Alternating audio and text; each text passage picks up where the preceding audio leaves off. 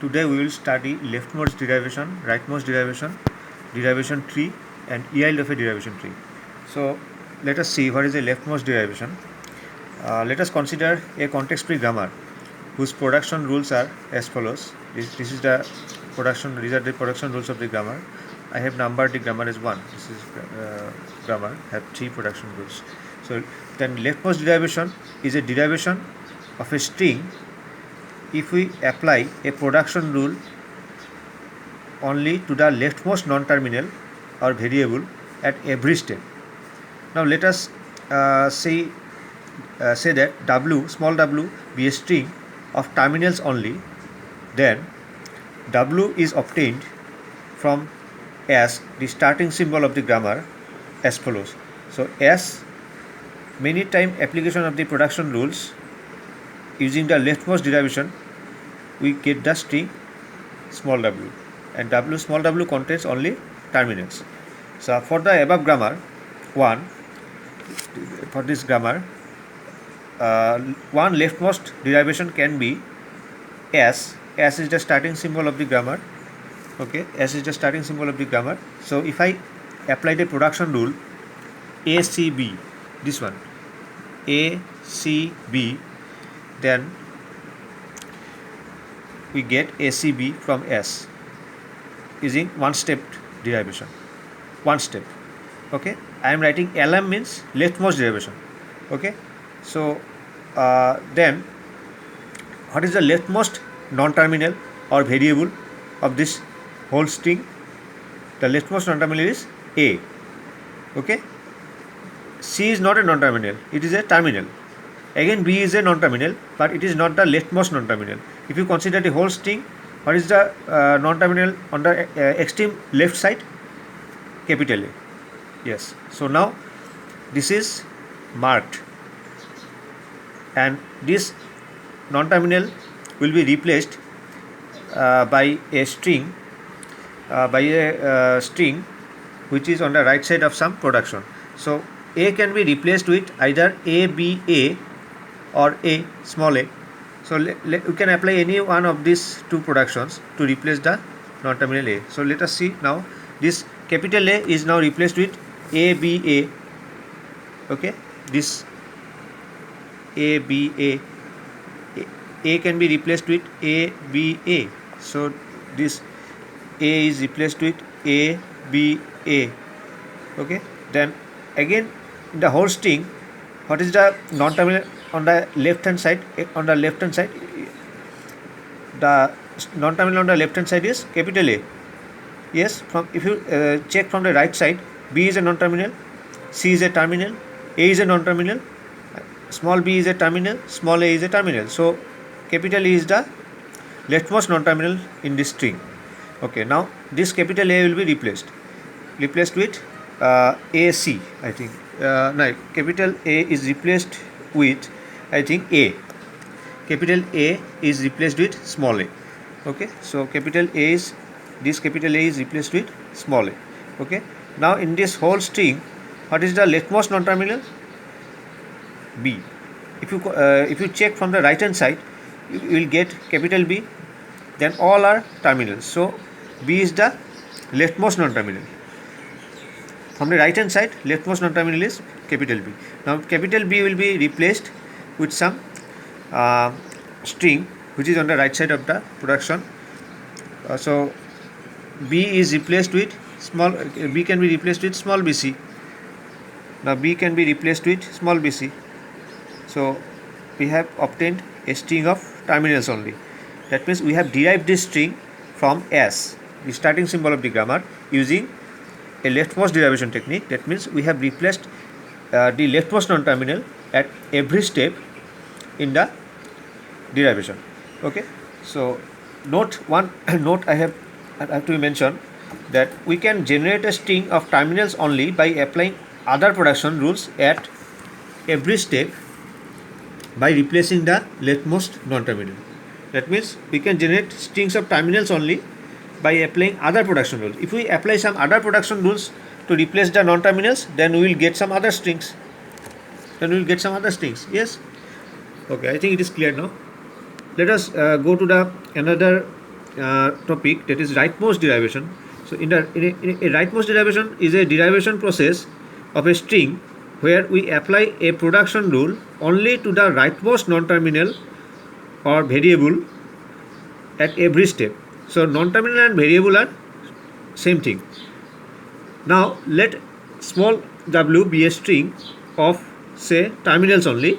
Then w can be obtained from capital S, the starting symbol of the grammar, as follows. So S, from S we can get the string of terminals only, that means w, using rightmost derivation techniques.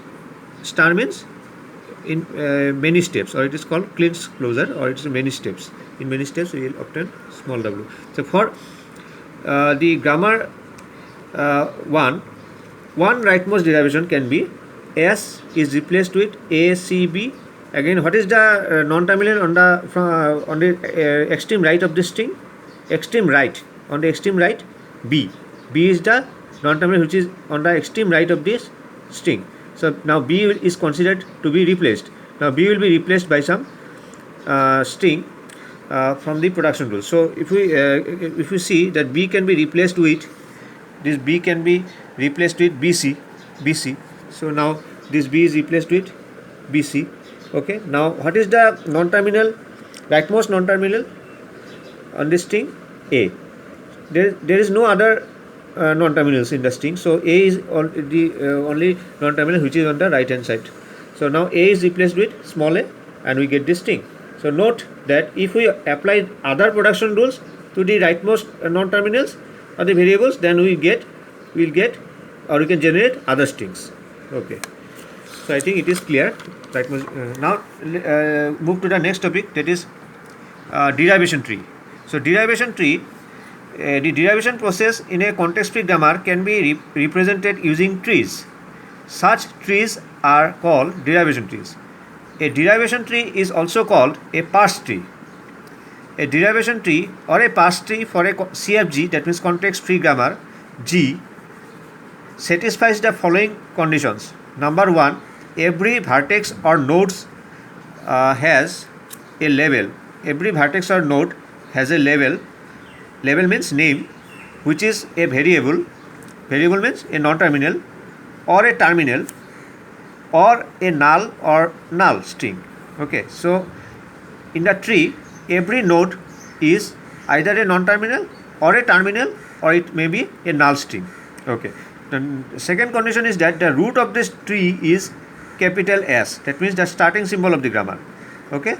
Number 3, the label of an internal vertex or node or vertex of a tree, same thing, is a variable, a non-terminal. So it is very important that the label of an internal vertex should be a non-terminal. Okay.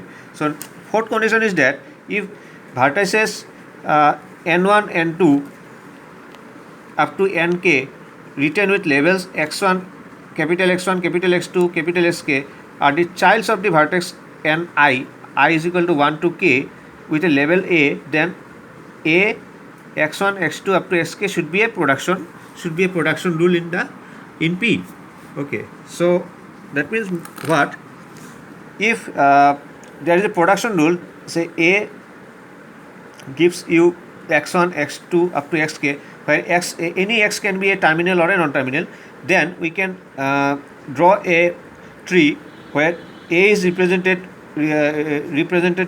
with some node, and all the nodes or the vertices represented by x1, x2 should be the child of a. Okay. So let us move to the fifth condition. A vertex or node is called a leaf if its label is small a, that means a terminal, or a null or null. So this null or null is same thing. Okay. Now n is the only child of its parent if its label is null. So in a derivation tree, if there is no child, then we consider that it has a child null. So let us see one example here. So derivation tree example, let us consider the leftmost derivation of the grammar mentioned earlier, of the grammar 1 mentioned earlier. So the leftmost derivation was like this: S, LM, ACB, AB, ACB, ABACB, then ABACBC. So that the string we have obtained in the last topic. So you can see that how the derivation tree can be drawn. So S is taken as the root, as we have mentioned that the rule is that S is considered the root. That means starting symbol is considered as a root. So now the number 1, it is numbered as 1, and S is the level, and it is S is the level, and this is the vertex ordering. So say 1. So now S is replaced with ACB. So you can see S is replaced with ACB, and we will number it 2, 3, 4. So 1, 2, 3, 4, like, okay. So now again this A is replaced with ABA. So now A is replaced with A, small b, capital A, okay. Again C is as it is, because C is a terminal, it cannot be replaced, there is no production. So now B can be replaced. B is replaced with small b, small c. Yes, you can see this B, this B is replaced with BC. So we have B is replaced with BC. Again, okay, this non-terminal A can be replaced with small a. So we get this tree. So now we get a tree. So S is I am repeating it again. So S is replaced with ACB. A is replaced with small b, capital A. Okay. Again, capital A is replaced with small a. Again, this B can be replaced with BC. So this is the derivation tree. You can see that the leaf of the tree, leaf means the node which is at the end of the tree, this is called a leaf, or at the bottom of the tree is called a leaf. So what are the leaves of the this derivation tree? Small a, small b, this small a, again small c, then small b, small c. So these are the leaves. So if you consider the leaves from the left to right, then it will be the yield of the derivation tree. So yield will be small a, small b, small a, again small c, small b, small c. So small a, small b, small a, small c, small b, small c. So this is called the yield of the derivation tree. So I want to mention one thing, that why I am not considering this node, that means small a, small b, small a, again I am going this. Why I am not considering this? Because it is not the leaf of that tree, it is the internal node. So in the internal node you can see that internal nodes are only non-terminals. See, so see, this is an internal node, it has a label capital A, it is an internal node, okay, its label is capital B, okay. It is not an internal node, it is a leaf node. It is not an internal node, it is a leaf node. So the labels are small letters, that means these are your these terminals. So here this is a leaf node, so it is a terminal. So it is a non-leaf node, that means it is a non-terminal, capital A. So this is a leaf node terminal, this is a leaf node terminal, this is a leaf node terminal. So if you consider all the leaves from the left to right, then it will give you the yield of the derivation tree. So thank you, and I want to mention one thing, that you can do the derivation for the rightmost, that means the rightmost derivation. You can do the derivation tree for the rightmost derivation this. It is a example for this is a homework for you. So let me conclude it here. Thank you.